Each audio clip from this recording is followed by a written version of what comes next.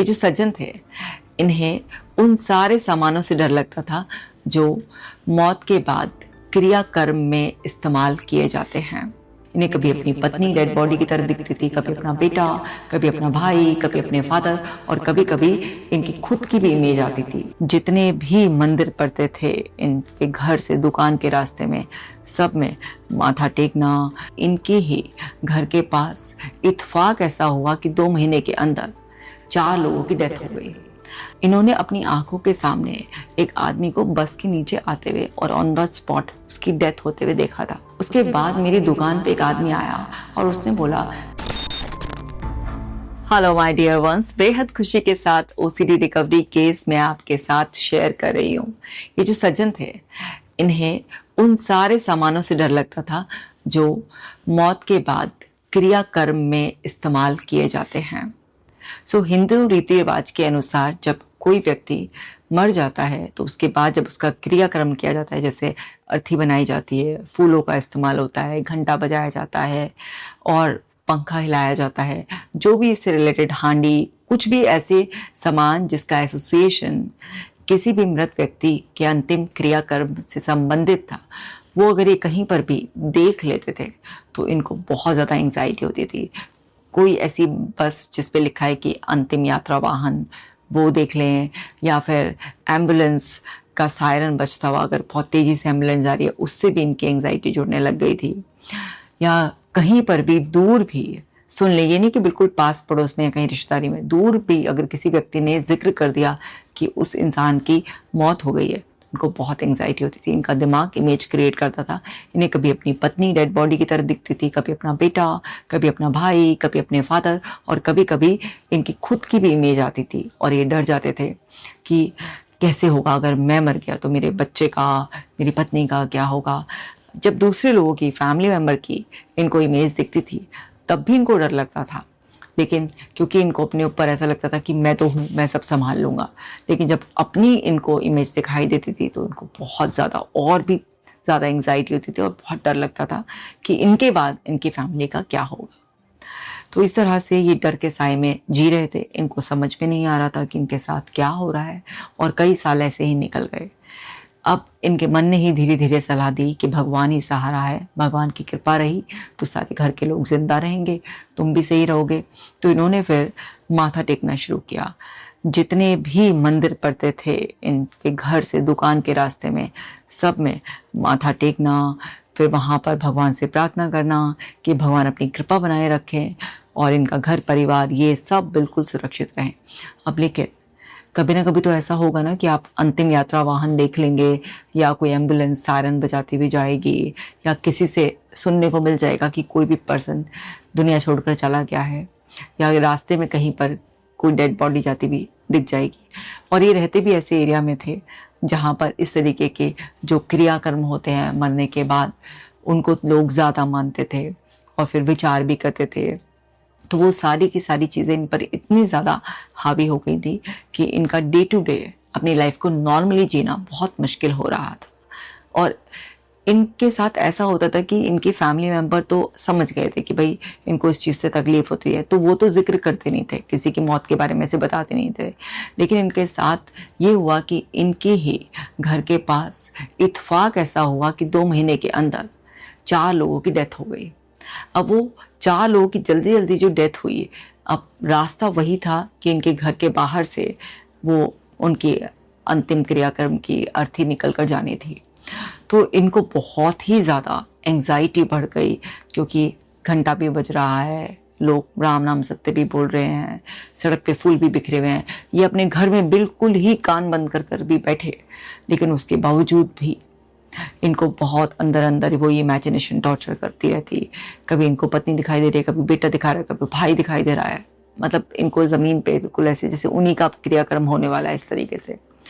तो जैसे तैसे अपने आप को संभालते थे। लेकिन वो जो 2 महीने के अंदर 4 डेथ हो गई, उसके बाद से इनकी कंडीशन बहुत ज़्यादा बिगड़ गई। और बहुत ज़्यादा प्रे करना, बार बार भगवान से प्रार्थना ये करना कि ये और इनका परिवार सुरक्षित रहे। तो इतना ज़्यादा इनकी कंडीशन बिगड़ गई कि इनको भी लगा कि ये कुछ नॉर्मल नहीं है, अब ये तो बहुत कुछ मेरे साथ अजीब सा हो रहा है, और लोगों के साथ तो नहीं होता। इन्होंने फिर घर में भी सबसे पूछा, बैठा बैठा के बार बार, तुम्हारे साथ भी ऐसा होता है, तुम्हारे दिमाग में भी ऐसा आता है। अब पहली बार घर वालों को भी इतना डीपली पे पता चला कि इनको इतनी प्रॉब्लम है। वरना सबको लगता था कि इनको किसी की मौत की खबर सुनकर थोड़ा सा दुख ज़्यादा होता है, शायद अच्छा नहीं लगता है, लेकिन घर वालों को भी नहीं पता था कि ये इतने सालों से ये चीज़ सफ़र कर रहे हैं। तो फिर सबकी सलाह यही बनी कि भाई डॉक्टर को दिखाओ। तो ये पहले साइकेट्रिस्ट के पास गए, तो उन्होंने इनको ओसीडी डायग्नोज किया। अब उन्होंने मेडिसिन भी दी और इनको सजेस्ट किया कि आप थेरेपीज वगैरह भी कराइए। तो इस तरह से रेफ़र होकर ये केस मेरे पास आया। तो डायग्नोसिस पहले भी हुआ था और वो मेरी तरफ से भी कंफर्म हो गया कि ये ओसीडी ही है। तो फिर जब ये सारी बातें जो भी मैंने शेयर करी हैं ये पता चली, तो फिर मैंने पूछा कि भाई ये सब चीज़ें कहाँ से आपके अंदर आनी शुरू हुई और कितने समय से आपके अंदर ये चीज़ें बार बार आ रही हैं। तो उन्होंने बताया मुझे कि आज से 9 साल पहले जब मैंने इनको प्रॉब्लम शुरू हुई थी, उससे 9 साल पहले इन्होंने अपनी आंखों के सामने एक आदमी को बस के नीचे आते हुए और ऑन द स्पॉट उसकी डेथ होते हुए देखा था। उस वक्त इन पर इतना कुछ खास फर्क नहीं हुआ था, इनको थोड़ा सा रहा था, कुछ घंटों तक इनके दिमाग में वो आंखों के सामने अगर कोई भी घटना हो जाए तो किसी भी व्यक्ति के दिमाग में घूमेगी। लेकिन उन्होंने बोला कि मैडम फिर मैं बात आएगा ही हो गई और मुझे तकरीबन 6 महीने तक कोई भी परेशानी नहीं हुई। उसके बाद मेरी दुकान पे एक आदमी आया और उसने बोला कि भैया ऐसे ऐसे बात हो गई है कि मेरे दोस्त का पता ही नहीं चला, हट्टा कट्टा था, बिल्कुल नौजवान था, नॉर्मल था, और एकदम बैठे बैठे फ़ोन पे बात करते करते वो गिर गया और उसकी डेथ हो गई। और ऐसी अनहोनी और ऐसी वो हुई, भगवान का शाप लगा उनके घर में कि 2 महीने के बाद ही पत्नी की मौत हो गई, 6 महीने के बाद ही लड़का एक्सीडेंट में मारा गया। इस तरीके से पूरा घर तबाह हो गया। ऐसे करके कोई व्यक्ति किसी के परिवार के बारे में कैसे उनके परिवार के 3 लोगों की मौत हो गई कुछ ही महीनों के अंतराल पर, वो बता रहा था। इनको इतनी एंजाइटी हुई वो बात सुनकर, इनको इतना डर लगा और इनके अंदर वो अनसर्टेनिटी इतना प्रोवोक हो गई। और फिर वो बात भी जो इन्होंने अपनी आंखों से देखा था, एक्सीडेंट बस के नीचे एक आदमी आकर मरा था, वो चीज़ भी इनको बार बार ध्यान आने लगी और वो बार बार इनके दिमाग में चले जाए, बार बार दिमाग में वो जो आदमी बताया इनकी दुकान पे आके वो भी इनके दिमाग में चले जाए, और वो जो इन्होंने एक्सीडेंट अपनी आंख से देखा था उसका भी बार बार वही इमेजेस इनके दिमाग में घूमे जाए। और ये इतना परेशान रहे 3-4 दिन तक, बहुत ज़्यादा ना नींद आए ना किसी काम में मन लगे, उसी बात को सोचे जाना कि अरे कभी भी कुछ भी हो सकता है। वो आदमी भी निकला था कहीं जाने के लिए, बस के नीचे आया, मर गया। वो आदमी ने भी बताया कि वो पहले आदमी मरा, फिर 2 महीने बाद पत्नी मर गई, फिर बेटा भी मर गया एक्सीडेंट से, पूरा का पूरा घर उजड़ गया। तो इनको लगा कि लाइफ कितनी अनसर्टेन और कितनी अनप्रेडिक्टेबल है, कभी भी कुछ भी हो सकता है। और इन्होंने इस तरीके से सोचना शुरू किया कि अगर मेरे साथ ऐसा हो गया, मेरे घर वालों के साथ ऐसा हो गया, और वहीं पर जहाँ ये सोचना शुरू किया कि मेरे साथ ऐसा ना हो जाए, मेरे घर वालों के साथ ऐसा ना हो जाए, मेरी मौत हो गई तो क्या होगा, या घर वाले जब छोड़कर जाएंगे तो कैसे तकलीफ को सहा जाएगा, वो सब सोचते सोचते इनके दिमाग ने उस सब चीज़ को कनेक्ट कर लिया और उसकी इमेज इनके दिमाग में आनी शुरू हो गई। और जितना ये इमेज आ रहे उतना ये और ज़्यादा डर रहे, उस इमेज के लिए आंखों को मीचना, इस तरीके से आंखों को झपकना, ये सब करने लग गए। और जब आप इस तरीके से इन जो इमेजेस आ रही हैं या आपके दिमाग में कुछ घूम रही है उस पर इस तरीके के एक्शन भी लेना शुरू कर देते हो, तो फिर ब्रेन को तो रॉन्ग मैसेज चला ही जाता है। फिर इन्होंने कुछ समय के बाद भगवान का सहारा लिया कि भाई भगवान ही सहारा है, क्योंकि उस आदमी ने क्या कहा था कि भगवान ऐसे नाराज़ हुए, भगवान की ऐसी कृपा हटी कि एक ही घर के 3 लोग ऐसे मर गए थोड़े थोड़े टाइम के बाद ही। तो इनको ये लगा कि भगवान को मना कर रखना, भगवान की कृपा रखना बहुत ज़्यादा ज़रूरी है। तो इस तरह से इनका भगवान के साथ भी एसोसिएशन होगा कि भगवान की प्रे करो, माथा टेको, भगवान से दुआई मांगते रहो, इस तरीके से। तो ये सब इस लूप में फंसते चले गए और जितना ज़्यादा ये उन इमेजेस को रोकने की कोशिश करते, उन्हें हटाने की कोशिश करते, भगवान से प्रे करने की कोशिश करते, माथा टेकते रहते, उतना ही ये बढ़ता जा रहा था। आपको तो पता ही कि ओसीडी ऐसे ही बढ़ता है। तो वो सब चीज़ों में ये फंसते चले जा रहे थे, लेकिन ये समझते कि ये सामान्य बात नहीं है, ये नॉर्मल डर नहीं है, ये ओसीडी है। इनको काफ़ी टाइम लग गया। तो फिर जब ये इतना ज़्यादा टॉर्चर हुए कि वो 2 महीने में जो आसपास में 4 डेथ हो गई थी, उसके बाद जब घर वालों को बताया और घर वालों को भी लगा कि ये तो कुछ अजीब सी बात हो रही है इनके साथ, तो फिर जब ये सारी चीज़ें मेरे को पता चली और ये चीज़ की कैसे कैसे शुरू हुई, तो उनको पूरा समझाया गया। इनकी साइको एजुकेशन, इनके सीबीटी के सेशंस चालू किए कि भाई जितना आप इस पर रिएक्ट करेंगे, जितना आप इससे डरेंगे, जितना आप इमेजेस को हटाने दबाने की कोशिश करेंगे या बार बार माथा टेकेंगे, भगवान से बोलेंगे, उतना ज़्यादा ये समस्या बढ़ती चली जाएगी। और फिर इनका एसोसिएशन भी हो गया था कि हर उस चीज़ से देखना जो भी क्रियाकर्म से रिलेटेड है, क्योंकि इनको उसको देखते ही एकदम से डर लगने लग जाता था, क्योंकि उसको देखने का क्या मतलब है कि भाई सच में किसी की मौत हो ही गई है। वही सब चीज़ें इनके दिमाग में घूमने लग जाती थी और बोलने लगे, मैडम इतनी क्लियर इमेज बनाता है मेरा दिमाग, बिल्कुल ऐसा लगता है कि उस अर्थी पे मेरा परिवार वाले लेटे हैं, फूल वूल चढ़े हुए सब दिखाई देते हैं, आसपास लोग रोते भी लगते हैं, सब ऐसे दिमाग ऐसा सीन क्रिएट करता है कि जैसे सच हो गया हो, कि लगता ही नहीं कि कल्पना है, ऐसा लगता है ये सच है। उस मोमेंट में बिल्कुल ऐसा लगता है कि ये झूठ हो ही नहीं सकता, इतना डर जाता हूँ।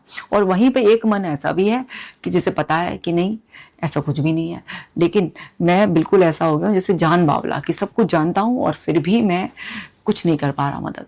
ओसीडी में होता ही ऐसा है।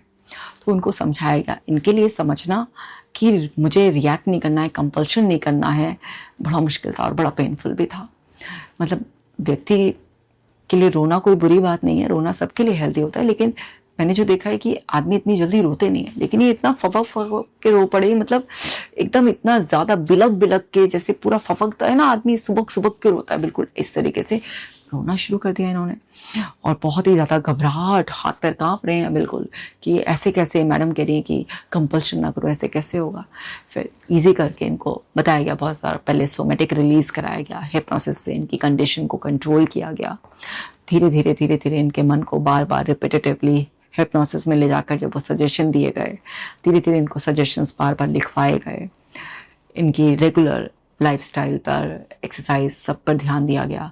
तो ये कुछ महीनों के बाद इस कंडीशन में पहुंच गए कि अब इनकी एंग्जाइटी बहुत कम हो गई, इनके अंदर हिम्मत आ गई। और फिर ये धीरे धीरे जो कंपल्शंस हम धीरे धीरे इनके डिले करा रहे थे, अब ये ऐसी पोजीशन में आ गए कि अब कंपल्शन इनके बंद हो गए। इमेज अभी भी बना रहा था दिमाग, लेकिन अब उससे एंग्जाइटी नहीं हो रही थी, अब ज़्यादा अवेयरनेस थी और कंपल्शन नहीं कर रहे थे। लेकिन अब इस बात से परेशान हो गए कि इमेज आ ही क्यों रही है, ये भी हटाओ, ये भी मिटाओ। अब वो हटाना और मिटाना मेरे हाथ में तो नहीं हो, तो माइंड थोड़ा सा और टाइम लेगा और मिटाएगा और उसे हटाएगा भी। अब बीच में ये जिद पकड़े और वो घबरा जाए तो फिर उससे ऐसा लगे कि अरे मैं तो ठीक ही नहीं हो रहा हूँ। फिर इनको समझाया कि देखो ये जिद छोड़नी ही पड़ेगी, समझना ही पड़ेगा, ये मिट जाएगी, अपने आप आनी बंद हो जाएगी, लेकिन थोड़े से कुछ समय और लगेगा, कुछ महीनों का और पेशेंस रखो, क्योंकि ओसीडी ठीक हो जाती है लेकिन समय लगता है। फिर इनको समझ में आएगी जब मैंने इतनी जर्नी तय कर ली है तो अब इम्पेशेंट होकर कोई फ़ायदा नहीं है, जैसे मैडम कहेंगी वैसे ही करना पड़ेगा। तो उस तरीके से हम इनको सिखाते गए, उन पे अलग अलग थेरेपीज, सारी कलेक्टिव थेरेपीज, चाहे वो एक्ट थेरेपी हो, HRT हो, DBT हो, CBT हो, NLP का, हिप्नोथेरेपी का, ERP का, सबका, ACT का कलेक्टिवली हमने इस्तेमाल किया इन पर। और 1.5 साल के बाद यही रिजल्ट निकला कि इनके दिमाग में इमेजेस बनना सब बिल्कुल बंद हो गया, बिल्कुल हैप्पीली हर चीज़ का एक्सपोजर कराया। वो बैम्बूस देखकर भी जो डर जाते थे कि इसका इस्तेमाल तो अर्थी बनाने में होता है, वो सब चीज़ों का मतलब शमशान तक ले गए इनको। और ये देखिए कि हर चीज़, वो जो पंखा जो हिलाते हैं, जब इंसान की डेथ हो जाती है उसे ले जाते तो पंखा हिलाते हुए जाते हैं, वो मटका वटका सब हाथ में लिया इन्होंने, छुआ आराम से नॉर्मली। फिर ये अड़ोस पड़ोस में भी अगर किसी की रिश्तेदारी में कहीं पर डेथ हो जाती तो उसमें भी जाने लगे। कहाँ ऐसी हालत थी इनकी कि एकदम अपने कान बंद करके बिल्कुल अपने घर में अंदर की तरफ छुपे पड़े रहते थे और बहुत परेशानी में थे। और कहाँ ऐसा है, अब नॉर्मल जैसे दुनियादारी होती है कि अगर कोई जीवन छोड़कर चला जाता है तो शामिल होते ही हैं लोग दुखों में। इस तरह से इन्होंने सब नॉर्मल ज़िंदगी हो गई, बिल्कुल नॉर्मल ज़िंदगी हो गई। मतलब जहाँ इतना डरते थे और वहाँ देखिए शमशान में जाकर देख रहे हैं जो भी लोग अपनी अंतिम यात्रा पूरी करके अब उनको जलाया जा रहा है, सब वो सब अपनी आँख से देखना, वहाँ पर रहना, वहाँ पर खड़े रहना, मतलब कितना बड़ा साहस जुटाया होगा और कितने महीनों की हमारी मेहनत लगी जो ये सब दिन इनकी ज़िंदगी में आया। और अब बेहद नॉर्मल तरीके से बिल्कुल खुशहाल हैं और अब समझ पाए कि भाई मानसिक समस्याओं को ऐसे हल्के में नहीं लेना चाहिए, कितना सताती हैं, लेकिन अवेयरनेस की इनकी जगह पर कमी थी और ये कुछ इतना यूट्यूब और इन सब चीज़ों पर भी इतना एक्टिव नहीं थे कि इनको कहीं से पता चल पाता। वो तो जब कंडीशन बिगड़ी, चलिए फैमिली ने सपोर्ट किया और पता चला। हो सकता है कि आपने भी बहुत सारे साल ऐसे निकाल दिए हों जिसमें आपको पता ही ना हो कि आप इस डिसऑर्डर से जूझ रहे हैं, लेकिन अगर आप में अवेयरनेस आ गई है तो प्लीज़ आप अपने लिए स्टैंड लीजिए, आप अपने लिए एफर्ट्स डालिए। और अगर कोई फैमिली मेम्बर ये देख रहा है तो प्लीज़ आप अपने इंसानों की जो सफ़र कर रहे हैं उनके साथ कंपैशनेट हो, एम्पैथाइज करें, उनको सपोर्ट करें, उनकी हेल्प करें और उन्हें इस ओसीडी के चंगुल से बाहर निकलने में मदद करें। क्योंकि उस इंसान के अंदर जो आज इरेशनल फियर आपको लग रहा है और आप ऊपर ऊपर समझाने की कोशिश कर रहे हैं, वो कहीं ना कहीं कुछ ऐसा हुआ ज़रूर है जिसकी वजह से उसके माइंड की ऐसी कंडीशनिंग हो गई और उसके ब्रेन का एक पार्ट इतना हाइपर विजिलेंट मोड में रहता है, 100% सर्टेनिटी चाहता है, वो 100% कंट्रोल चाहता है, उसे ज़रा सी भी अनसर्टेनिटी से हेट हो जाती है और वो इस तरीके से टॉर्चर करता है। एक इंसान को सब पता होता है लेकिन उस इंसान की चलती नहीं है, उसका दिमाग इस तरीके से टॉर्चर करता है। तो प्लीज़ ऐसे लोगों के साथ आपका अच्छा व्यवहार, उनको समझना, उनको सपोर्ट करना उनके लिए सच में बहुत हीलिंग का काम करेगा। जैसे इन्होंने कर दिखाया ऐसे ही आप भी कर दिखा सकते हैं। ये इनको ढेर सारी ब्लेसिंग्स दीजिए। सच में मैंने तो अपनी आँख से देखा है इनकी तकलीफ़ को ना, अपने सामने इन्हें रोते बिलखते फफक फफक के रो पड़े इतना ज़्यादा ज़ोर से, मतलब आदमी बहुत कम रोते हैं इतना ज़ोर ज़ोर से ना। तो सोचिए कितना दर्द में होंगे ये कि जो इनकी ऐसी हालत थी।